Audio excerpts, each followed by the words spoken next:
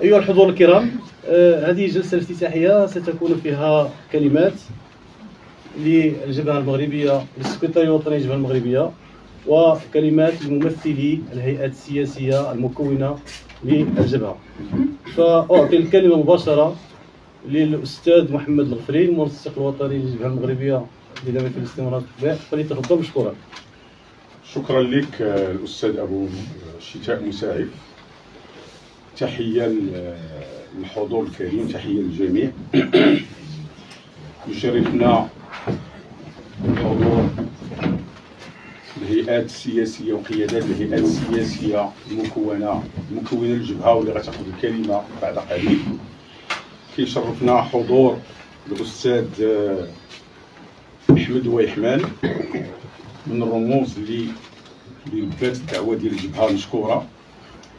كيشرفنا حضور وازن قيادات الدائرة السياسية لعبد الإحسان، المكتب السياسي الاشتراكي الموحد، المكتب المركزي للجمعية المغربية لحقوق الإنسان. الحضور أيضا الوازن لحزب النهج الديمقراطي، وأيضا الإطارات الحقوقية المكونة للجبهة المغربية لدعم فلسطين ومناهضة التطبيع. حضور أيضا وازن لفروع الجبهة، ممثلي الفروع من الأقصى إلى الأقصى، بل من زاكورة، من ورزازات، من الشمال، من الجنوب. هذا الالتفاف وهذا الالتحام وهذا الصمود هو يعني صمود كبير جدا وتضحيات كبيرة كيقوموا بها مناضلو الجبهة في مختلف الفروع، مناضل الجبهة ومكونات الجبهة. ما ننساش BDS، ما ننساش الفضاء المغربي لحقوق الإنسان، ما ننساش الهيئة المغربية لنصرة قضايا الأمة، ما ننساش الحضور الوازن طبعا ديال الفيدرالية اليسار الديمقراطي. إذا كلها مكونات الجبهة حاضرة على مستوى والائتلاف المغربي لهيئات حقوق الإنسان. إذا كنتمنى نكون طبعا النساء التقدميات والجامعة الوطنية للقطاع الفلاحي. إذا كل الشكر والتقدير لهذا الحضور في الدار البيضاء. تماما تحية المغربية لحقوق الإنسان، تعرفي الإنسان والفضاء المغربي لحقوق الإنسان جوج. الجامعة الوطنية للتعليم، BDS، لا فيدرالية قلتها في السياسية الفيدرالية المغرب، الفيدرالية اليسار الديمقراطي، التوجه الديمقراطي الجامعة الوطنية للتعليم. تحية لكم. إذا تحية للجميع. أنا ما كانش ممكن نستحضر 19 المكون كاملة بلا ورقة، ولكن تحية لهذا الحضور الوازن لكل المكونات. طبعا بالعكس مهم جدا الحضور اليوم ديال الكونفدرالية الديمقراطية للشغل في الوقت اللي عندها مسيرة في هذه اللحظة، وأنا غنتكلم على هذا ديالي، في الوقت اللي عندها مسيرة في هذه اللحظة في الدار البيضاء. إذا تحية فعلا الحضور ديال الكونفدرالية الديمقراطية للشغل معنا. اليوم 23 فبراير وجميع الايام في الحقيقه ديال هذه الفتره السابقه، ولكن اليوم ايضا المغرب والعالم تيعرف ثلاثه ديال الاحداث مهم جدا. يعني بالنسبه للمغرب جوج ديال الاحداث، وبالنسبه للعالم حدث جديد. بالنسبه للمغرب تيعرف اليوم وفي هذه اللحظات مسيره ديال ولاد الشعب ضد الاستبداد ومن أجل الكرامة والحرية والعدالة الاجتماعية، من أجل الديمقراطية لبلادنا. وكيف قال ناوي نائب حواتمة أن المغاربة إلا بغيتو تساعدونا فعلا كفلسطينيين، أول حاجة حقوا الديمقراطية في بلادنا. وليس نائب حواتمة. شكرا على التصحيح. ثاني حدث هو التئام المجلس الوطني الخامس للجبهة المغربية لدعم فلسطين ومناهضة التطبيع. لاحظوا أننا تأسسنا في 28 فبراير 2021، فترة قليلة وقصيرة وصلنا للمجلس الوطني الخامس. احنا حريصين على إنجاز المحطات التنظيمية، سواء النصف سنوية التشاورية مع الفروع، سواء السنوية التنظيمية كسكرتاريه وطنيه ومجلس وطني. هذه حرص هذا احترامنا لقراراتنا واحترامنا للمؤسسات ديال الجبهه هو اللي تيعطي القوه ديال الجبهه. قوه الجبهه في احترامنا لمؤسساتنا ولكل قراراتنا. وما تصوروش على ان هذا النهار شحال كنا حريصين رغم كاع الاكراهات اللي كلكم كتعرفوها، ومع ذلك كنا حريصين اننا ما نغيروش هذا اليوم واننا نحافظوا عليه واننا نعقدوا فيه المجلس الوطني. وايضا المنطقه العربيه وهي كتشيع حسن نصر الله، فهي كتشيع رمز من رموز المقاومه ضد الكيان الصهيوني. اليوم وحنا كنشيعوا الشهداء، كنعطيو مثال على اننا حنا في هذه المنطقه مستعدين نقدموا الارواح، نقدموا الغالي والنفيس من اجل تحرير فلسطين ومن اجل تحرير شعوب المنطقه العربيه، لاننا في صراع ما بين التوحش والانسانيه. انا تنقول التوحش والانسانيه ماشي كنسب العدو، لا، ولكن الا شفتوا الصوره ديال اسير يقبل راس المقاومه والمقاوم، اسير يقبل راس مقاوم بالامس، هذيك الصوره هي عنوان على الصراع اللي كاين بين الانسانيه اللي كتمثلوا المقاومه وبين التوحش اللي كيمثلوا الكيان الصهيوني. ولان المقاومه تمثل الانسانيه، كتلقى الانسانيه في العالم خارجه في نيويورك وفي واشنطن وفي باريس وفي لندن وفي استراليا وفي افريقيا وفي مختلف القارات تساند الانسانيه، تساند القضايا العادله.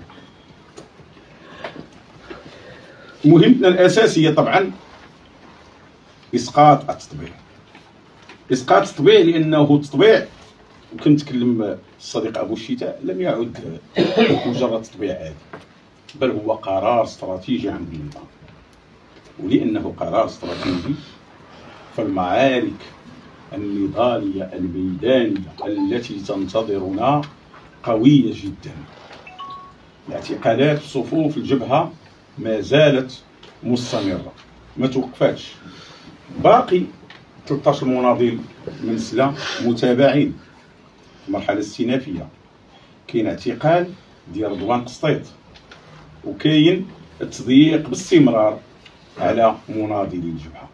اما اكادير فكنعيشوا القمع تلو القمع تلو القمع. كنتحاصروا في مكناس، كنتحاصروا في الشاون، كنتحاصروا في بعض المناطق، لكن في اكادير الدم وليس فقط القمع. وقفاتنا تنتهي بمناضلين في المستشفيات ديال اكادير وفي المستشفيات ديال النواحي. ومع ذلك هدف العام اللي هو اسقاط التطبيع والتضامن مع الشعب الفلسطيني، هذه محطه تنظيميه لتقييم العمل ديال السنه والاقتراحات منا من بعضنا البعض، لان هذا لقاء تنظيمي وتشاوري ايضا ديال كيفاش يكون عملنا وفعلنا ناجع اكثر افق اسقاط التطبيع.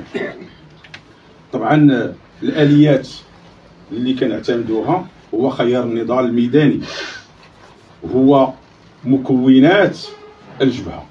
وعلى ذكر مكونات الجبهه، في هاد الشهرين الاخيرين يناير فبراير كان عندنا لقاء مع القيادات ديال مكونات الجبهه. كانت لقاءات جد مثمره. اولا استمعنا الى مؤاخذات قيادات مكونات الجبهه على ادائنا، وكانت هذه المؤاخذات تقويم وتصحيح ومساهمه في البناء. وايضا استمعنا الى اقتراحات مهمه اللي ممكن تقوي اداء الجبهه. احنا فينا مع بعضنا، ولكن كانت فرصه اننا نستمعوا الملاحظات واننا نستمعوا الافكار اللي تقوي الجبهه. فتحيه لكل مكونات الجبهه بدون استثناء اللي منخرطه بقوه، وكنقصد قياداتها، في العمل النضالي ديال الجبهه. ايضا فروع الجبهه حنا 29 فرع، وهنا غنرجع للمكونات، وكنتمنى من المكونات في البلايص اللي ما عندناش فيها فروع انها تلتئم وتلتقى وتدير المجهود باش فعلا العدد يرتفع. لان اليوم الوطني العشرين اللي قررناه في 17 يناير الماضي خرجنا في 56 مدينه وحنا عندنا 29 فرع. لماذا؟ لان فروع مكونات الجبهه، وتحيه للهيئه المغربيه لنصره قضايا الامه، وتحيه لباقي المكونات الجبهه، كيديروا مجهود ان في البلايص اللي ما فيهاش فروع ديال الجبهه كيديروا اللازم وتيلبيو النداء.